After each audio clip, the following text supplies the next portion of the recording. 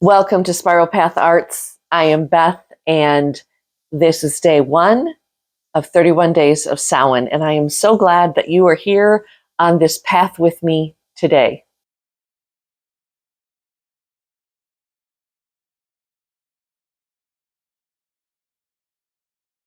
So I decided to do daily videos for the entire month of October.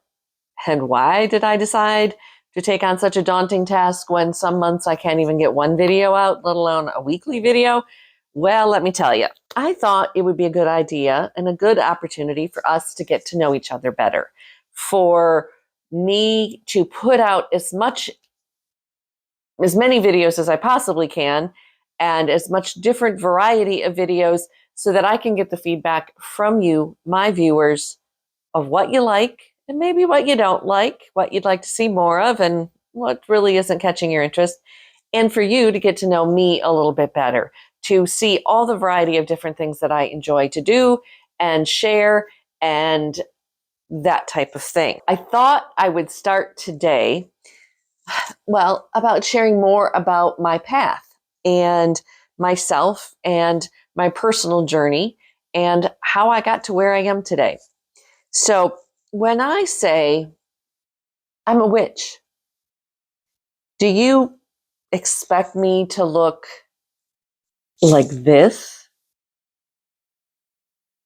Wow, I do appreciate the goth aesthetic and the dark witchy look. And yeah, I do have a purple velvet couch and decorate my house with fairies and crystals and candles and skulls and black cats and bowls of bones and random things. This is not really my go-to everyday look. It's not even my go-to internet look, but it's fun. What makes me a witch isn't a look or an aesthetic or even a spiritual practice, even though that last part is pretty important. And it looks different for everyone on a witchy or pagan path. So let me take you back in time, if you will, a little time travel back to how I began, where I started, and how I got to where I am today. So I know I've shared in past videos that I grew up on a farm. I'm a Midwestern farm girl, and my family for generations are Protestant Christians, mostly Presbyterians, Methodists. And there is a story about an ancestor who left Ireland and left the Jesuit priesthood in Ireland. And by the time he landed on the shores of Halifax, Canada, he soon became a Baptist minister. But I don't really know the veracity of that story, although I do know where that particular ancestor is buried in Michigan. So eventually made it to Michigan and was, for a fact, a traveling Baptist minister. So that gives you a little idea of who my people were and are and where I came from. And I mean, I grew up in the little church, 4th or 5th generation of family members of that church, founding family members of that little church, and Sunday school every Sunday, Bible school every summer, church camp every summer, youth group, the whole thing. And I'm still pretty comfortable in a Christian church, most Protestant Christian churches, and even in occasional Catholic service here and there. And I do believe and follow many of the teachings of Jesus Christ. It's not the Christian faith I have a problem with.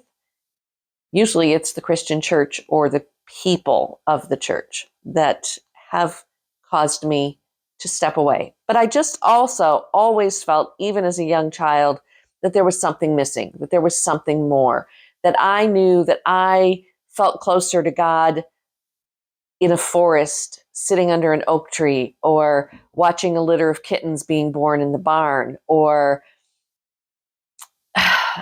holding my own newborn babies in my arms. That felt very deep and very spiritual, much more than any time I spent in the pew of a church or in a cathedral.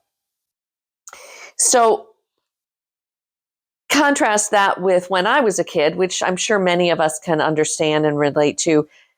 My only idea of what a witch was from popular culture. You know, H.R. Puffenstuff's Witchy Poo, Samantha Stevens on Bewitched, the Witches of Wizard of Oz. You get the idea. Probably many more. Of course, I also learned in history classes the history of the Salem witch trials, and maybe later a little more understanding of the witch hunts and the burning times and things like that. But I soon came to realize that those people, mostly women, weren't really practicing witches or witchcraft. They were practicing herbalism or other things like that, or maybe just had property that somebody else wanted. And so, because of their religion, were accused of something they were not. So it wasn't until I was probably a young adult, college or so, that I discovered that there were real people, modern people in the real world who considered themselves witches, who practiced a form of witchcraft. And most of these, if not all at the time that I was aware of, would be considered Wiccan witches and practiced a Wicca, and which is a real, legitimate religion. And so when I discovered this and wanted to know more about it, I did study it and, got a lot of books and read a lot about it. And I may have even probably in college met a few here and there. But also still, again, something it didn't fit. It didn't fit right for me. It wasn't the community I was looking for. It wasn't the practice I was looking for, and it just didn't feel right. So I continued to educate myself, as I often do, and I learned about many different forms of paganism, and in a constant search for finding the right fit. Also, during the same time, as a young adult, I was finding myself really interested in learning more about a myriad of topics like organic gardening and ecology and all forms of sustainability and homesteading and herbalism and natural child rearing and urban gardening and just more and more earth-friendly, earth-based practices. Didn't know the two could possibly be related. My spiritual quest and my quest for healthier, better, sustainable living. Also during this time, somewhere in there, I discovered yoga and meditation. And through yoga and meditation, years later, discovered things like Reiki and energy healing and sound healing and shamanic practices and other forms of energy healing. But those came later, but the seeds were being planted at that time. Now, I'll confess that there were probably many decades, to be honest, during my middle years where I was really busy, just raising my children, being a wife, being a mother, being a housewife, being all the things, and trying to find where I fit into my white middle-class suburban neighborhood. I never did find where I fit there, but that's a story for another day. But most of my spiritual practices, well, I was in the broom closet, if you will. I kept them private when I did do them, and I kept most of my practices private, and maybe once the internet came in, started to find some like-minded people and more information on different paths on the internet.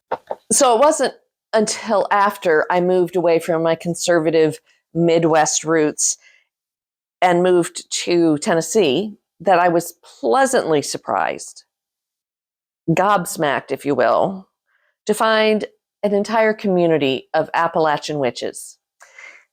I learned about old world granny witches and root workers and others who use plants and divination and other magical arts, well, that were older than the mountains and had been doing it for generations.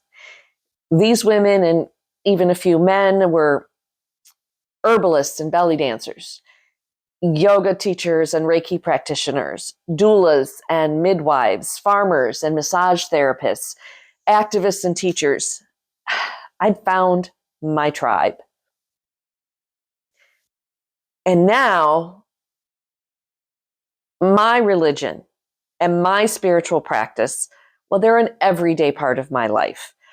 While I do still read tarot cards and smoke cleanse my house and maybe occasionally do a little spell work or protection work or something like that, I also cook my food with intention, adding in healing energy and sustenance and health into the food I prepare.